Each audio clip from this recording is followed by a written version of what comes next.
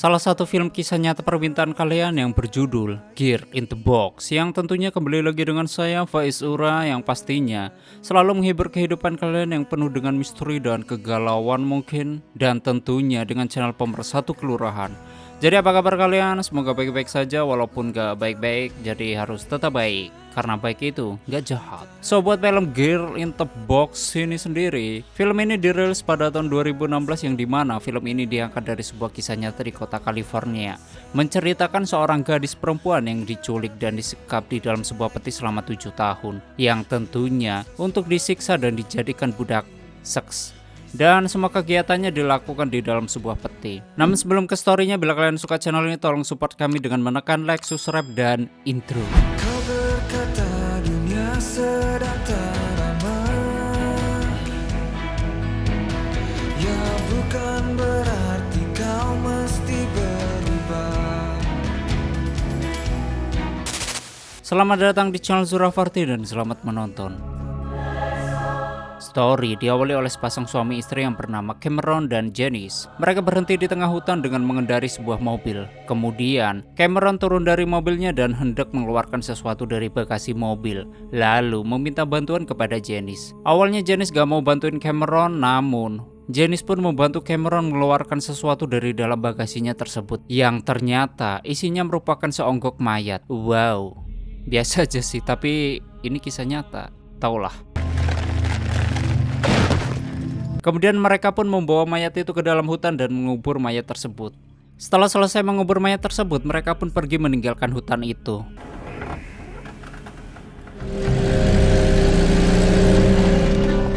Pada tanggal 19 Mei tahun 1977 di kota California Utara, terdapat seorang gadis cantik dan rupawan. Dia sedang meminta bantuan kepada siapapun yang melewati jalan tersebut untuk memberikannya tumpangan. Waktu menunggu masa depan dia yang suram, tiba-tiba dia melihat sebuah mobil yang sedang melaju. Ia pun memberhentikan mobil tersebut. Lalu mobil itu memberikannya tumpangan yang ternyata memiliki tujuan yang sama, yaitu Westward. Dan di dalam mobil tersebut ternyata Janice dan Cameron. Waktu dalam perjalanan, mereka pun gibah lalu berkenalan. Nih cewek namanya Colin.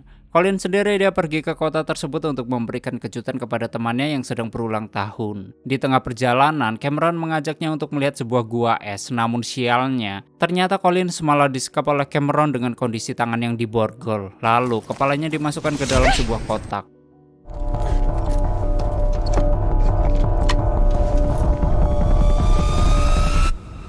Malam hari yang penuh dengan kekelaman, Collins dibawa ke rumah sepasang suami istri itu, dan sesampainya di rumah tersebut, Collins dibawa ke sebuah ruangan bawah tanah lalu Collins digantung. Setelah itu Collins ditelanjangi dan disiksa oleh Cameron, sedangkan Janice hanya dapat menuruti perintah suaminya. Collins ditinggal di ruangan bawah tanah dengan kondisi berbaring di atas meja dengan tangan yang diborgol tanpa pakaian, sedangkan kepalanya dimasukkan ke dalam kotak. Namun di sini Collins terus bertanya-tanya mengapa semua kejadian ini dapat menimpanya. Keesokan harinya saat Cameron pergi bekerja sedangkan Janice sedang berdoa di ruang tengah, Janice mendengar tangisan Collins dari ruang bawah tanah. Kemudian Janice menghampiri Collins.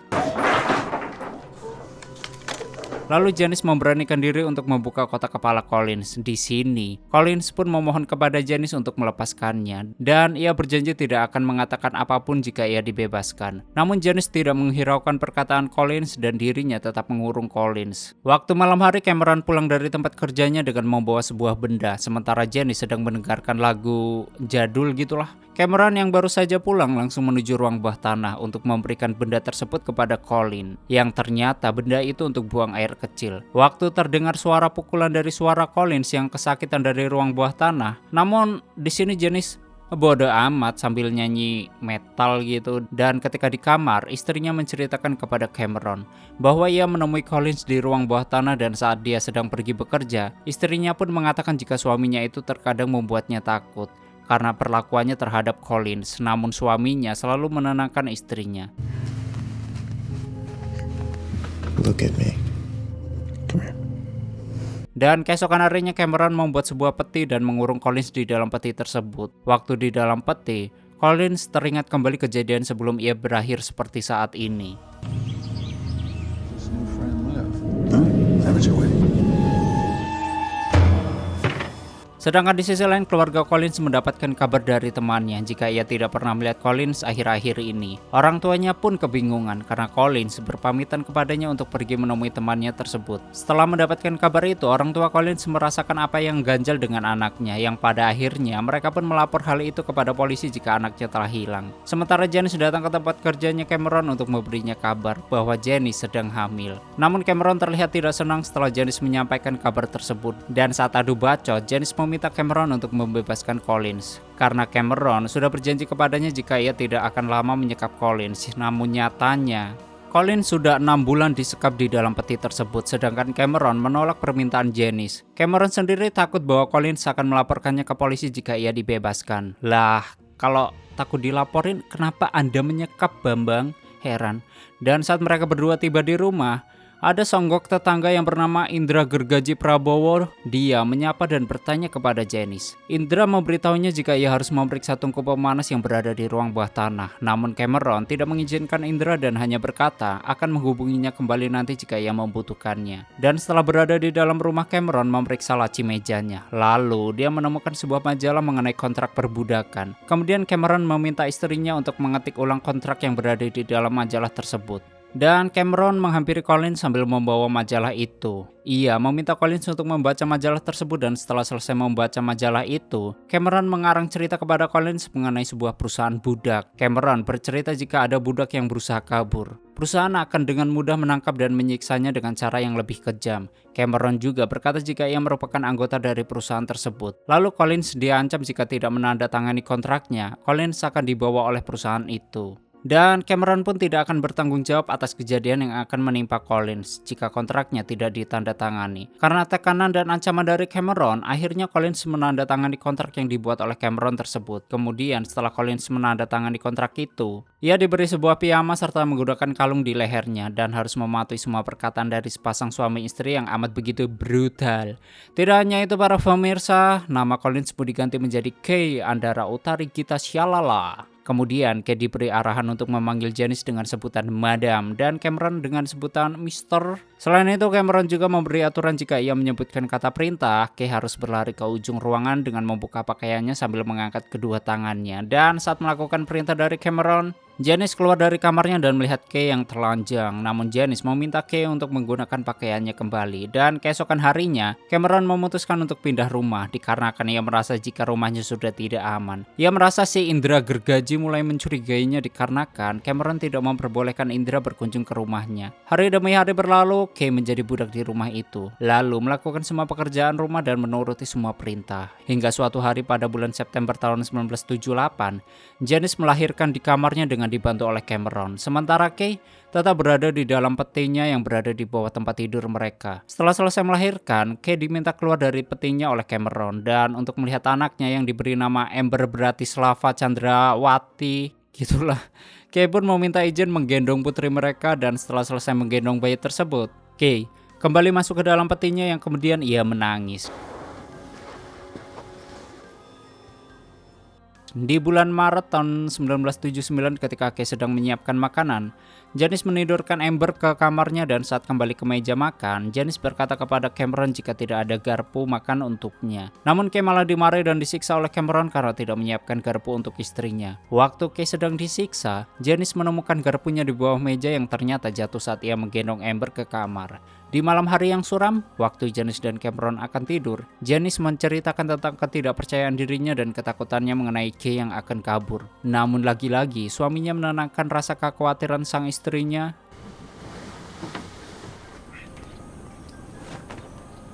Dan keesokan harinya saat Kay mengangkat jemuran sedangkan Cameron yang sedang makan, Cameron menceritakan jika ada budak yang kabur ditangkap. Dan akhirnya budak itu dimutilasi dan dipotong lidahnya lalu memotong pita suaranya. Kay yang mendengar cerita itu semakin ciut dan takut untuk kabur. You're sure lucky you got me. Waktu Kay dibawa pergi oleh Cameron untuk membantunya membawa potongan kayu dari hutan, saat bekerja Kay bertanya kepadanya, apakah ia dapat kembali bertemu dengan keluarganya? Namun, Cameron berkata jika selama ini tidak ada budak yang bisa kembali ke keluarganya. Dan Cameron hanya memperbolehkan Kay mengirimkan surat kepada keluarganya. Beberapa saat setelah itu, Cameron berteriak karena kakinya terkena kampak dan saat Kay ingin menolongnya, di sini Kay hanya terdiam sejenak dan melihat ke arah jalanan yang berada di tengah hutan. Namun Cameron terus memanggil Kay yang akhirnya Kay pun tersadar dari lamunannya dan bergegas menolong Cameron. Sesampainya di rumah, Kay mengobati luka Cameron, sedangkan Janice melihat kejadian tersebut dan timbullah aura-aura rasa gelisah sesak karena sakit hati, cemburu elah gitu aja nggak ngerti, heran. Janice meminta Kay untuk menyiapkan makanan dan Janice langsung mengambil alih untuk mengobati luka suaminya. Di malam-malam yang sama, suram, Janice mengatakan bahwa dirinya jealous terhadap Kay karena ia merasa jika suaminya ini memiliki perasaan yang lebih terhadap budaknya tersebut. Kemudian Cameron malah memintanya jika ia dapat melakukan hal yang sama seperti istrinya. Akhirnya mereka pun mencobanya. Kemudian Cameron mengeluarkan Kay dari peti dan mulai mencoba melakukan itulah bersama Kay. Namun di tengah-tengah adegan tersebut tiba-tiba Janice menangis dan keluar dari kamarnya, yang ternyata ia merasa jika tidak bisa membagi suaminya dengan budak tersebut. Lalu mereka pun keluar dari kamar dan bentrok. Sampai akhirnya Janice meminta suaminya untuk tidak menyentuh Kay lagi. Singkatnya sudah 1395 hari berlalu ketika Kay diculik. Janice pun mengeluarkan Kay dari tempatnya untuk ke kamar mandi dan memberinya makanan sisa. Kay melihat Amber yang sudah bertambah besar, Kay pun bertanya kepada Janice. Sudah berapa lama Kay dikurung, namun Janice tidak menjawabnya. Dan malah menyuruhnya untuk segera masuk ke dalam peti. How long have I been in here? Okay. Waktu keluarga itu pergi untuk berlibur, sedangkan Kay tetap berada di dalam peti yang tenggelam dalam halusinasinya. Saat terbangun, Kay berusaha keluar dari petinya dan peti itu pun akhirnya berhasil terbuka. Dan saat keluarga itu baru saja pulang dari liburan, Cameron melihat pintu kamarnya terbuka dan Kay tidak ada di dalam peti. Cameron pun mencari keberadaan Kay yang sampai akhirnya ia menemukan Kay berada di kamar mandi sambil jongkok dan memeluk Alkitab. Kay disuruh masuk kembali ke dalam petinya. Di sini Cameron memulai sebuah percakapan dikarenakan ia melihat istrinya cemburu lagi akan perlakuan terhadap Kay. Lalu ia berbicara kepada istrinya bahwa istrinya harus bersikap biasa saja kepada Kay. Sampai akhirnya ia memberi suatu ayat yang terdapat dalam Alkitab kepada istrinya, bahwa jika seorang laki-laki boleh memiliki istri lebih dari satu, ya semacam poligami gitulah. Sedangkan istrinya yang mendengar perkataan itu, dia tidak bisa berkata apa-apa lagi karena suaminya sudah menggunakan sebuah kutipan dari Alkitab. Akhirnya Janice pun mencoba untuk bersikap biasa saja kepada Kay. Keesokan harinya, Kay diperlakukan seperti manusia pada umumnya. Hi, Kay. Di sini Janice membuatkan makanan untuk Kay sampai berdoa bersama dengannya, dan pada bulan Maret tahun 1983 Kay menidurkan Amber di kamarnya. Setelah itu Kay dan Cameron berbincang di ranjangnya membicarakan berbagai hal, hingga Kay menanyakan kapan ia dapat bertemu dengan keluarganya. Dan Cameron berkata jika ia akan memikirkannya kembali, dan keesokan harinya Kay menata rambut Janice lalu pergi ke gereja bersama. Setelah itu Kay yang sedang menanam biji-bijian, Janice menghampiri Kay, namun Janice tidak berkata apa-apa, malah langsung buru-buru pergi meninggalkan Kay. Dan ketika Janice, Kay dan Amber sedang bermain, tiba-tiba Cameron meminta Kay untuk menyiapkan makanan malam dan meminta istrinya untuk ke kamar, yang ternyata Cameron malah menyiksa istrinya. Why is Mama crying? Sedangkan Kay berusaha mengalihkan perhatian Amber dari suara tangisan ibunya. Dan di bulan September tahun 1983, Cameron memberitahu kepada Kay bahwa perusahaan memperbolehkannya untuk pulang, dan Kay pun sangat senang akan hal itu. Waktu di perjalanan menuju rumahnya, Cameron mengingatkannya jika selama perjalanan ini, perusahaan budak itu mengawasinya hingga ia tidak diperbolehkan melakukan tindakan yang salah. Dan sesampainya di rumah keluarganya, mereka menyambut kedatangan Kay dengan penuh sukacita, dan setelah itu Cameron pulang meninggalkannya. Waktu di rumahnya, Kay dan keluarganya makan malam bersama dan menceritakan hal-hal yang membahagiakan. Dan pada malam harinya, Kay berbicara dengan saudara yang bernama Bonnie. Bonnie bertanya kepadanya kemana saja ia selama ini tanpa memberi kabar kepada keluarganya. Namun Kay tidak menjelaskan apapun, ia malah pergi ke kamar tidurnya. Dan keesokan hari Bonnie bertanya lagi kepadanya dengan memperhatikan raut wajah Kay yang penuh dengan ketakutan dan kecemasan. Waktu Kay mencoba menjelaskan kepada Bonnie, tiba-tiba bel berbunyi yang ternyata Cameron datang menjemputnya kembali dengan membawa makanan untuk orang tua Kay. Cameron berkata jika ia dan Kay akan segera menikah, sedangkan Bonnie merasakan sesuatu yang aneh terjadi kepada Kay. I thought you said that you were here in Oregon. Ibu Kay meminta Kay dan Cameron untuk berfoto dengan mesra. Okay, got it. Setelah itu, Cameron berpamitan untuk pergi. Dan sesampainya di rumah, mereka saling berpelukan di kamar, lalu memutuskan untuk membuat keluarga yang baru, sedangkan Janice, dia mendengar percakapan itu dan memutuskan untuk pergi dari rumah tersebut. Dan keesokan paginya, Janice memasukkan bajunya ke dalam tas dan pergi bersama ayahnya. Sebelum pergi, Cameron mencoba menghentikan istrinya, namun hal itu sia-sia. Janice menyalahkan Cameron dan langsung meninggalkan tanpa sepatah kata pun.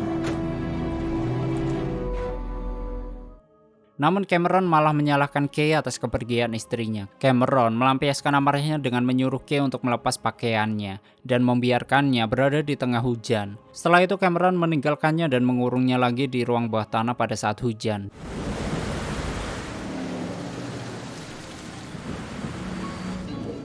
Di sisi lain, Janice sedang berdoa sambil menangis di gereja. Sedangkan Kay, karena hujan deras, hal itu membuat Kay kedinginan. Waktu di tengah perjalanan, Cameron teringat kepada Kay dan bergegas kembali pulang. Saat Kay menggigil kedinginan, tiba-tiba penutup ruangan bawah tanah terbuka yang ternyata Janice membukanya dan melihatnya kedinginan. Ia pun langsung bergegas untuk menolong Kay. Setelah Kay ditolong dan mengenakan pakaian, Janice bercerita tentang seorang wanita bahwa pada zaman dahulu kala ada seonggok wanita sebelum Kay dan dia bernasib sama sepertinya. Ia bernama Marlet Anggraini Pramusita Ayunisari Ningsih.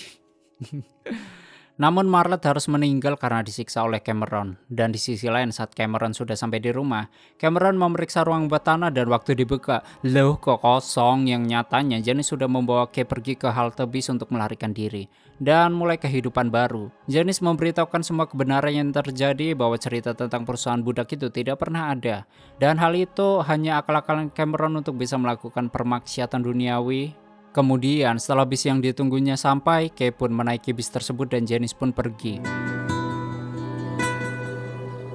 Lalu di akhir film, narasi yang bertuliskan bahwa Cameron dihukum di penjara selama 104 tahun. Kemudian Janice mengakui kesalahannya mengenai Marlet, namun mayat Marlet tidak bisa ditemukan dan tamat.